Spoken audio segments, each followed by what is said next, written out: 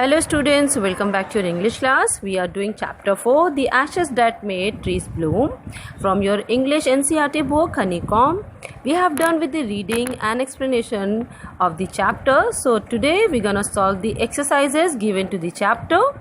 Let's get started solving the question given in comprehension check. The first question is, why did the neighbors kill the dog?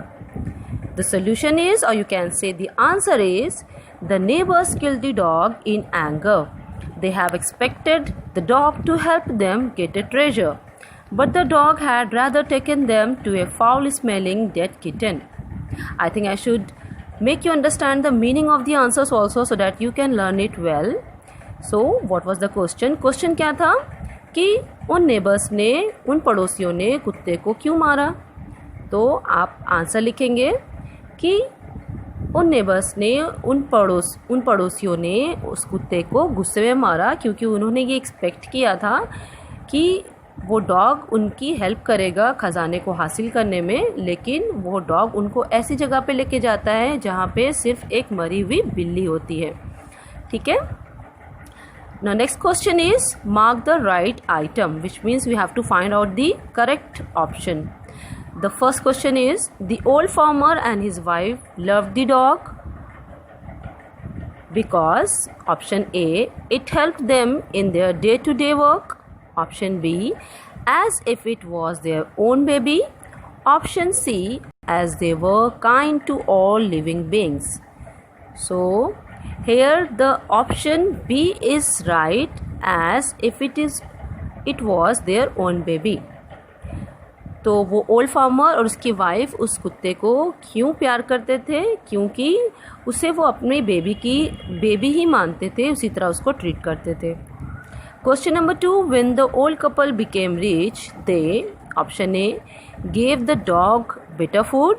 Option B, invited their greedy neighbours to a feast. Option C, lived comfortably and were generous towards their poor neighbors.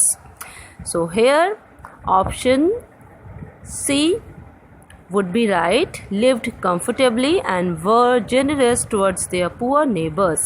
Question क्या था कि जब वो old couple अमीर हो गया तो उन्होंने क्या किया?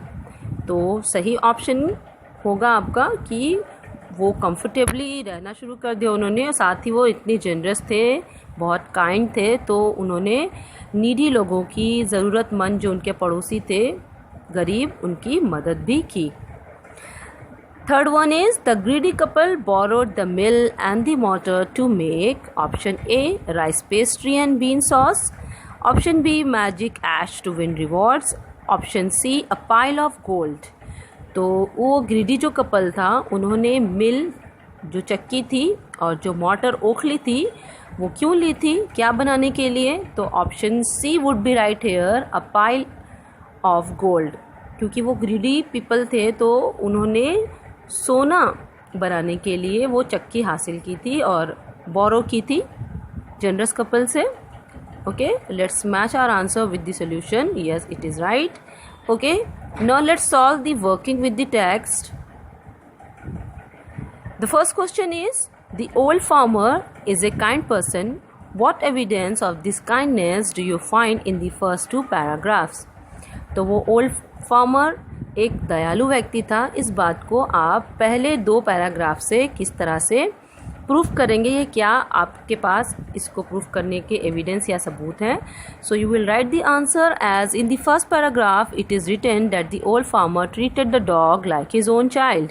ही will feed the dog small pieces of fish with their own chopsticks and offer boiled rice to him as much as he wanted.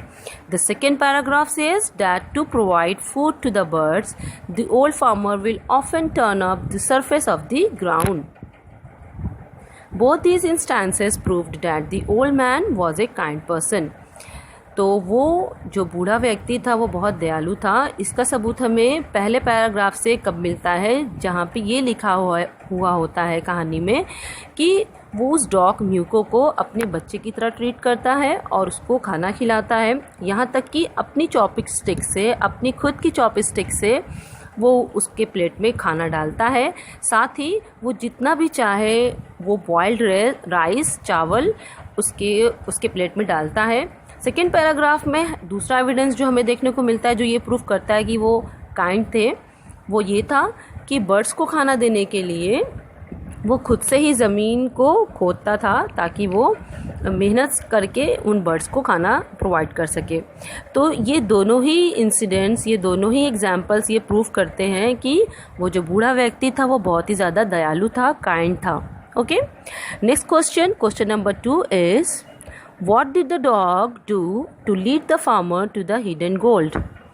तो क्वेश्चन क्या है कि उस कुत्ते ने उस फार्मर को छुपा हुआ जो सोना था उसको किस तरह से बताया उसके बारे में। And the answer would be the dog came running towards the farmer. It kept his paws against his legs and with its head it kept on directing towards a spot behind him.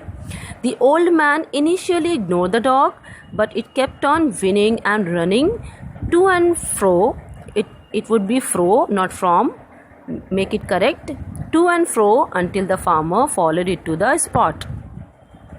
तो वो dog दौड़ता हुआ आया और उसने अपने पंजे उसके पैरों के आगे पीछे करना शुरू कर दिया और बार बार अपना सर हिला रहा था, नॉट कर रहा था कि वो उसको कहीं लेके जाना चाह रहा था, इस बात का इंडिकेशन दे रहा था। और उस ओल्ड मैन ने पहले तो उसको इग्नोर किया, कुत्ते की हरकत को, वो उसने सोचा कि ये खेल रहा है, लेकिन बाद में जब वो कंटिन्यूसली ऐसा करता रहा तो फिर वो जब आगे पीछे घूमता रहा वो म्यू को उसके आगे पीछे, तो फिर उसको अल्टीमेटली उसके साथ उस जगह पे उसे जाना ही पड़ा और जहाँ फिर वो डॉग उसको उस स्पॉट पर लेके गया, उसके वो पीछा करते हुए फिर वो ओल्ड मैन भी चला गया। Okay, now let's move further. Question number 3 is how did the spirit of the dog helped the farmer first? How did it help him next? तो क्वेश्चन 3 के 2 पार्ट्स हैं। फर्स्ट में ये पूछा गया है कि उस डॉग की जो आत्मा थी उसने फार्मर की, उस किसान की किस तरह से मदद की और पहली बार और दूसरी बार किस तरह से की। तो ये दोनों ही इंसिडेंट्स बताने हैं। Write the answer as the spirit of the dog came in farmer's dream and first asked him to chop the pine tree and make mortar and hand mill out of it.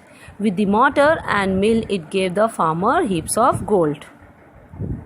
तो पहली बार उस dog की आत्मा farmer के सपने में आती है, उस किसान के सपने में आती है और उससे वो डॉग ये कहता है कि वो उसके कब्र के पास जो पाइन ट्री लगा है उसको कट करके उससे ओखली और एक हाथ की चक्की बनाए और इस चक्की और ओखली के थ्रू उनके पास वो सोने का ढेर लगा देता है। विच मीन्स हर बार उस चक्की को चलाने पे और उस ओखली को कुछ भी पीसने पे अंदर उसमें सोना निकलता है।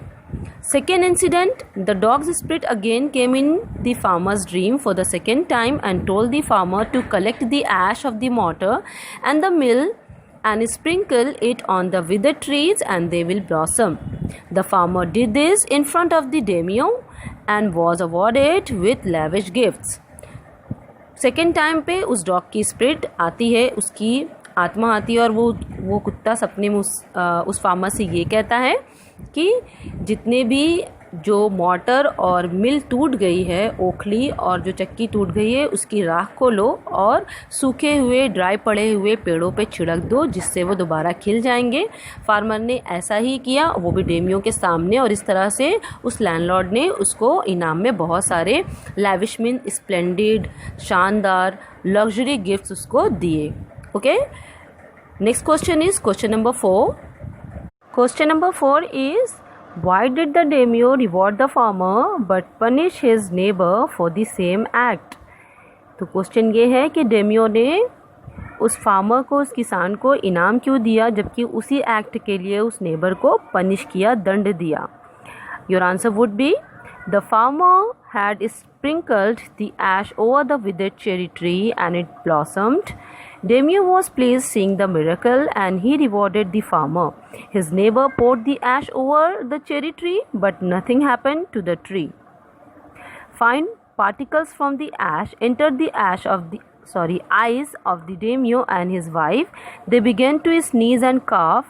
This spoiled the splendor of the procession, and so the neighbor was punished by man of the landlord.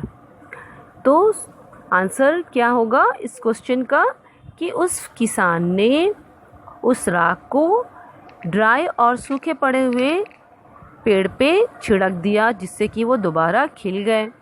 Demio ने ये चीज़ देखा और उसको इस करिश्मे पे, अद्भुत जो मिराकल हुआ था, उस पे बहुत खुशी हुई और इसीलिए उसने उसको इनाम दिए।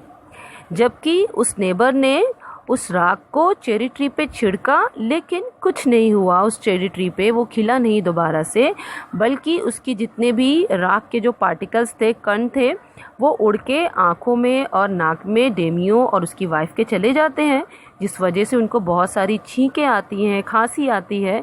तो इस तरीके से उनकी जो रैली होती है, जुलूस होता है, प्रोसेशन मीन्स जुलूस, उसकी शान व शौकत ख़राब हो जाती है और इसी वजह से उस नेबर को, उस लैंडलॉर्ड का जो मैन होता है, जो रैली को कमांड कर रहा होता है, उसके द्वारा वो दंडित कर दिया जाता है। मीन्स वो उसको दंड देता है और फिर उसको मार दिया जाता है। Okay, with this we have done with all the 4 questions of working with the text. Now next exercise, working with language, you have to do by your own. Okay, all the best. I'll see you in next class. Thank you.